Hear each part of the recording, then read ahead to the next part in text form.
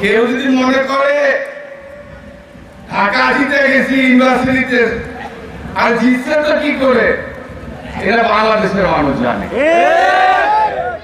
যাদেরকে যারা 15টা বছর আমাদেরকে শোষণ করলো, আমাদের উপর হামলা করলো, আমাদের উপর গুলি চালালো, আমাদের জীবন থেকে বছরের পর বছর, মাসের পর মাস আমাদের জীবন থেকে কেড়ে নিল, ওই আওয়ামী লীগের সঙ্গে আঘাত করে।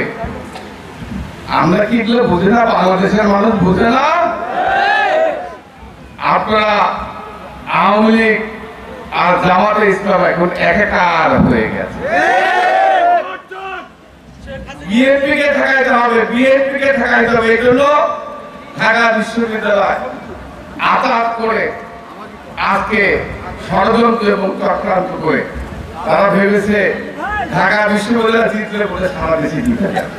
নির্বাচন হবে, সেই নির্বাচনে ইনশাল্লাহ আমরা শুধু মত বিনিময় করতে থেমে গেলে চলবে না।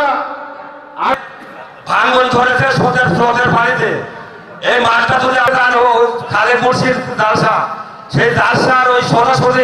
আর রাস্তার ব্যাপারটা আমি বলবো, শেখপাড়া এবং হলুদগড়, অনেক রাস্তা 2 থেকে 3 কিলো রাস্তা করলে পারা শেখপাড়া এবং হলুদগড়ের রাস্তা হয়ে যাবে। আর এই ছোট ছোট বাচ্চাদেরকে যারা নতুন প্রজন্মের ভাই উপরে অনেক কথা বলা ছিল। ভাই আমাদের দেহে আমাদের বেকার হবে, আমাদের গ্রাম বাঁধবে, পাশাপাশি গ্রাম বাঁধবে, এবং এর মাধ্যমে তাদের বিচার যেন হয়, এটাই আমরা চাবো। এই রাস্তাটা করে দেবেন। আর হলো এই সাঁতারঘাট করা, নীলডাঙ্গা, ধলগোড়া, সাঁতারঘাট, শেখপাড়া, হলুদগড় না হলে একটা কামের জন্য খুব উপকৃত হবো। ভাই আপনারা কি চান না